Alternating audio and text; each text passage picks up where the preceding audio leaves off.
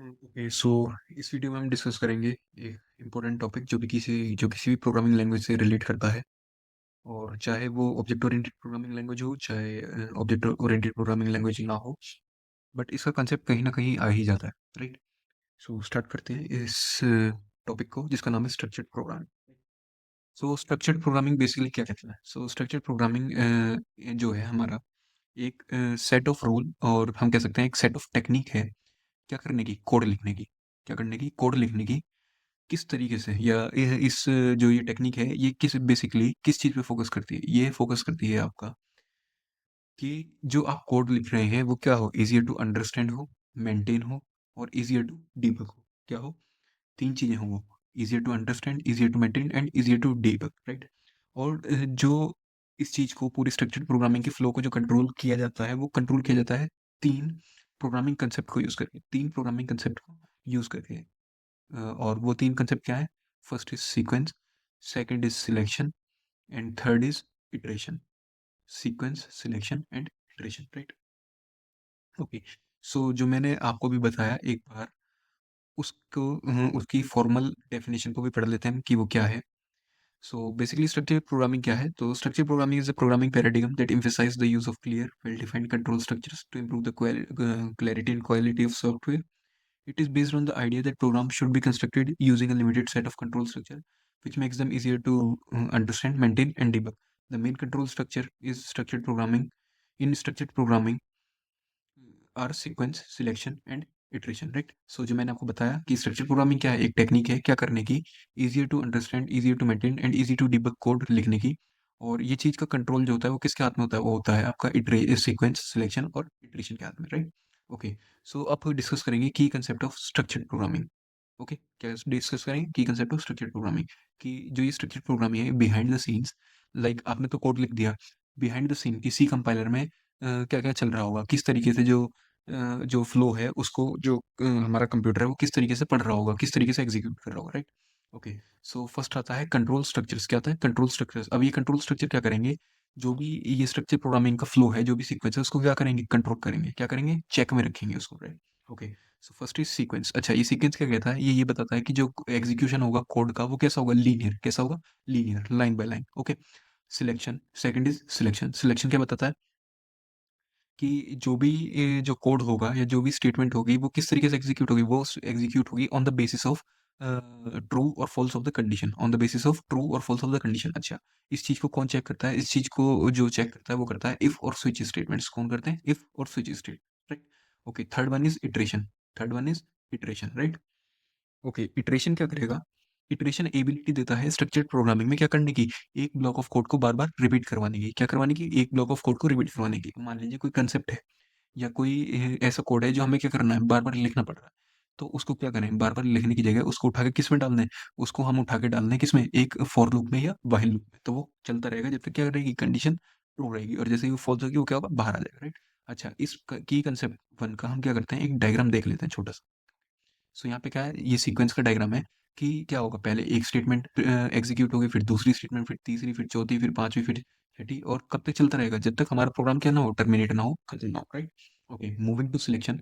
ये क्या कहता है कि एक हमारे पास क्या होगी? बेस कंडीशन होगी। क्या होगी? बेस कंडीशन होगी। अब उस कंडीशन के क्या होंगे? दो रिजल्ट होंगे, कि अगर वो ट्रू हो रहा है तब क्या स्टेटमेंट प्रिंट हो, और जब वो फॉल्स हो रहा है तब क्या स्टेटमेंट प्रिंट हो, राइट। अगर वो ट्रू हो रहा है तो ये स्टेटमेंट हो, और अगर वो फॉल्स हो रहा है तो ये स्टेटमेंट हो, और एंड में क्या हो? प्रोग्राम टर्मिनेट हो जाए, राइट। अच्छा, अब ऐसे ही होता है लूपिंग में या रिपीटिशन में। क्या? कि एक कंडीशन होगी, जब तक वो कंडीशन ट्रू होगी तो एक स्टेटमेंट क्या होती रहेगी? प्रिंट होती रहेगी। और लूप जो कंपाइलर का, या जो कंपाइलर होगा वो क्या करेगा? वो वापस जा जाके चेक करता रहेगा कि क्या वो कंडीशन ट्रू है। जब तक कंडीशन ट्रू होगी तब तक वो स्टेटमेंट एग्जीक्यूट होगी, और जैसे ही कंडीशन फॉल्स होगी तो क्या होगा? वो लूप टर्मिनेट होके क्या होगा? कंपाइलर बाहर आ जाएगा, राइट। ऐसे ही क्या होता है प्रोसीजर और फंक्शन। इसमें क्या होगा कि एक एक फंक्शन क्या किया जाएगा? एग्जीक्यूट किया जाएगा वन बाय वन, राइट। और ये फंक्शन क्या करते हैं? एक जो प्रोसीजर होगा, जैसे इसमें दे रखा है डायग्राम से, ये डबल हेडेड एरो से दिखा रखा है क्या, प्रोसीजर टू क्या कर रहा है? प्रोसीजर वन को कॉल कर रहा है, राइट। तो यही होता है हमारा क्या? फंक्शन। तो ये तो था हमारा की कंसेप्ट वन, जो कि क्या बता रहा था? कंट्रोल स्ट्रक्चर की, किस तरीके से जो कंट्रोल का फ्लो होता है किसी प्रोग्रामिंग लैंग्वेज में, वो किस तरीके से काम करता है, राइट। अब सेकंड है मॉड्यूलरिटी। क्या है मॉड्यूलरिटी?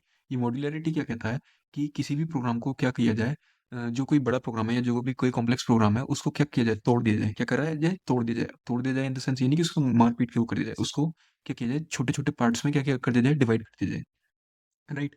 अच्छा, अब स्मॉलर पार्ट्स में डिवाइड तो कर दिया, लेकिन ध्यान दीजिएगा, अगर वो स्मॉलर पार्ट में टूटने के बाद भी कॉम्प्लेक्स है, तो उसको क्या किया जाए, फिर से सब पार्ट्स में क्या किया जाए, तोड़ा जाए। क्या किया जाए, सब पार्ट्स में तोड़ा जाए, राइट? सो वही है यहाँ पे कि एक लार्ज कॉम्प्लेक्स प्रॉब्लम थी, उसको सब प्रॉब्लम में तोड़ दिया। कितनी सब प्रॉब्लम में, 3 सब प्रॉब्लम में। लेकिन एक सब प्रॉब्लम ऐसी है जो अभी भी कॉम्प्लेक्स है, तो उसको क्या किया, उसके और 2 सब प्रॉब्लम्स क्रिएट कर दी गई, राइट? तो यही है कंसेप्ट किसका, मॉड्यूलरिटी का, कि बड़े प्रोग्राम को क्या कर दिया जाए, स्मॉल स्मॉल मॉड्यूल्स में क्या कर दिया जाए, डिवाइड कर दिया जाए, राइट? अब है टॉप टॉप डाउन डिजाइन, जो थर्ड की कंसेप्ट है वो क्या है, टॉप डाउन डिजाइन। तो ये क्या कहता है, the program is design starting from the highest level of abstraction and breaking it down into smaller components. This approach helps in understanding the overall structure before diving into the details, right?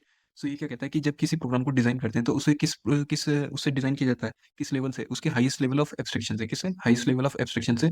और उसको क्या किया जाता है, तोड़ा जाता है किसमें, स्मॉलर पार्ट्स में, राइट? जैसे इस एग्जाम्पल में देखें, हमारे पास क्या है, एक हाई लेवल मेन प्रोग्राम है, उसको कैसे एग्जीक्यूट कर रहा होगा, उसमें जब उसका एग्जीक्यूशन होगा तो क्या किया जाएगा, उसको टास्क में ब्रेक किया जाएगा, किसमें, टास्क में। तो मान लीजिए उसे हमने ब्रेक कर दिया किसमें, एक टास्क वन में ब्रेक कर दिया। अब उस प्रोग्राम को क्या किया जाएगा, सब सब टास्क में ब्रेक किया जाएगा, जैसे 1.1 में। और फिर इस 1.1 को क्या किया, आगे ब्रेक कर दिया किसमें, 1.1.1 में, राइट? और ऐसे ही उसका मान लीजिए 1.2 में ब्रेक किया गया उसे, सब टास्क वन को किसमें ब्रेक किया गया, एक सब सब टास्क 1.2 में। और इस सब सब टास्क को फर्दर ब्रेक किया गया किसमें, सब सब सब टास्क 1.1.2 में, right? Okay, so moving forward, अब है चौथा की कंसेप्ट जो है वो है डेटा एब्स्ट्रैक्शन का, किसका, डेटा एब्स्ट्रैक्शन। अच्छा, डेटा एब्स्ट्रैक्शन क्या कहता है कि यूजर को, या जो प्रोग्रामर है उसको क्या किया जाए, या जो भी प्रोग्राम को यूज कर रहा है, कि उसको सिर्फ एसेंशियल डिटेल्स दी जाए, क्या दी जाए, एसेंशियल डिटेल्स दी जाए। और उसको ज्यादा क्या ना किया जाए, उसको ज्यादा जो उसका प्रोग्राम है या जो भी डिटेल है उसमें ज्यादा डिटेलिंग में ना दिया जाए, उसको ज्यादा डिटेलिंग में ना लेके जाया जाए। क्या करें, उसे सिर्फ जितना पार्ट उसके लिए यूजफुल है सिर्फ उतना ही उसे दिखाएं। तो डेटा एब्स्ट्रैक्शन बेसिकली किस कंसेप्ट का यूज करता है, एनकैप्सुलेशन का, किसका, एनकैप्सुलेशन। एनकैप्सुलेशन क्या है कि डेटा को स्मॉल स्मॉल पार्ट्स में क्या कर देना, रैप कर देना, क्या कर देना, रैप कर देना। जैसे इसका एग्जांपल है कि मान लीजिए हमने क्लास बनाई, उस क्लास में क्या है, 3 डेटा मेंबर है, data member 1, data member 2, data member 3, right? अब मान लीजिए डेटा मेंबर में क्या ऑपरेशन हो रहा है, 1 ऑपरेशन परफॉर्म हो रहा है। और डेटा मेंबर 2 में क्या ऑपरेशन परफॉर्म हो रहा है, ऑपरेशन 2। और डेटा मेंबर 3 में क्या ऑपरेशन परफॉर्म हो रहा है, ऑपरेशन 3। अब इन फर्दर ऑपरेशन में क्या होगा, कुछ कंडीशंस होंगी, कुछ लूप्स होंगे, कुछ इटरेशंस होंगी, राइट? सो हमें क्या है, हमें सिर्फ क्या दिखाया जाएगा, हमें दिखाई जाएगी क्लास। हमें ये नहीं बताया जाएगा कि उस क्लास के अंदर क्या हो रहा है, राइट? मान लीजिए अगर कोई प्रोग्राम है, हम किसी प्रोग्राम को एक्सेस कर रहे हैं या आप कुछ इनपुट दे रहे हैं, तो आपको क्या, किस चीज़ से मतलब होता है, आपको मतलब होता है उसके आउटपुट से, ना कि कि उसके बैकग्राउंड में क्या एक्टिविटी चल रही है या क्या कोड है, राइट? सो फिफ्थ की कंसेप्ट है avoidance of go to statement. अच्छा, ये क्या कहता है कि structured programming discourages the use of go to statement which can lead to spaghetti code that is difficult to follow. Instead it promotes the use of structured control flow. अच्छा, अब ये क्या करता है, ये पॉइंट जो है avoidance of go two statements क्या बता रहा है कि ज़्यादा शॉर्ट फॉर्म में या ज़्यादा गो टू स्टेटमेंट या कुछ उनका गो टू स्टेटमेंट का क्या ना किया जाए, यूज़ ना किया जाए। क्योंकि ये क्या करता है, स्पेगेटी कोड मतलब कॉम्प्लेक्स कोड बना देता है। मतलब एक लाइन से आप ये नहीं देख पाएंगे या ये नहीं डिसाइड कर पाएंगे कि वो लाइन कहाँ पे रिलेट कर रही है, राइट? तो इसलिए गो टू स्टेटमेंट्स का यूज़ नहीं होना चाहिए। Okay, okay. सो अब इसका एक जो हमने ये पूरा कंसेप्ट पढ़ा, इसका एक प्रोग्राम देख लेते हैं। तो हमने यहाँ क्या करा, एक मेन फंक्शन बनाया, मेन फंक्शन के अंदर क्या करा, एक नंबर नाम का वेरिएबल बनाया और क्या करा, यूजर से बोला कि इस नंबर को क्या करो, इनपुट करो। उस इनपुट नंबर को क्या करा, रीड करा, किसका यूज करके, परसेंटाइल डी और एंड का। ये एंड के बताएगा बताएगा कि किस एड्रेस पे क्या करना है, इस नंबर को जो आपने इनपुट लिया उसको स्टोर करना है, राइट? ओके, अब हमने क्या करा, एक पॉइंटर डिक्लेयर करा, किसको, स्ट्रिंग के लिए एक पॉइंटर डिक्लेयर करा, किस नाम से, कैर नाम से, राइट? अच्छा, अब हमने कंडीशन लगाई कि अगर ये ट्रू होगी, अगर जो नंबर जीरो से बड़ा होगा तो क्या रिजल्ट हो जाए, पॉजिटिव। अगर नंबर जीरो से छोटा है तो क्या रिजल्ट होता है, नेगेटिव। नहीं तो एल्स क्या रिटर्न हो, जीरो, राइट? प्रिंट एफ क्या करा हमने, रिजल्ट को प्रिंट करवा दिया, राइट? ओके, सो बेसिकली यहाँ पे क्या हो रहा है कि जो ये कोड होगा ये कैसे एग्जीक्यूट होगा, ये होगा लाइन बाय लाइन, सीक्वेंस में, किसमें, सीक्वेंस में, राइट?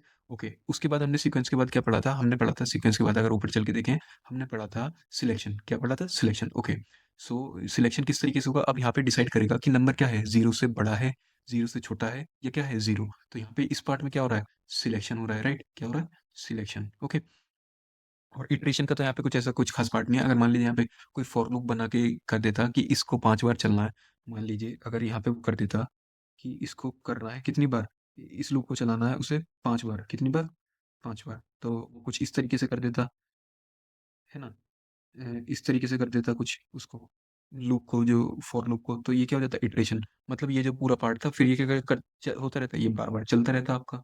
तो यही क्या है, इस प्रोग्राम की हेल्प से हमने ये बताने का आपको ट्राई किया है कि जो बेसिकली जो सीक्वेंस सिलेक्शन और इटरेशन का जो स्ट्रक्चर्ड प्रोग्रामिंग में रोल है वो किस तरीके से है। तो आई होप आपको ये क्लियर हुआ होगा इस प्रोग्राम से कि वो जो सीक्वेंस सिलेक्शन और जो हमारा इटरेशन है वो किस तरीके से इफेक्ट करता है स्ट्रक्चर्ड प्रोग्रामिंग को, right.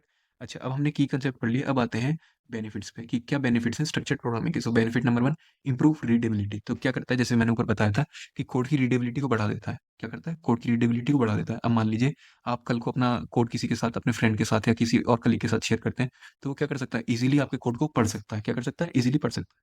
Second point, easier to maintain. Okay, code simple होगा, जब इजी टू अंडरस्टैंड होगा, इजी टू रीड होगा, तो वो इजीली ऑब्वियसली क्या होगा, इजी टू मेंटेन होगा। आप उसमें अपने अकॉर्डिंग क्या कर सकते हैं, चेंज कर सकते हैं, right. Okay, third point, reduce complexity.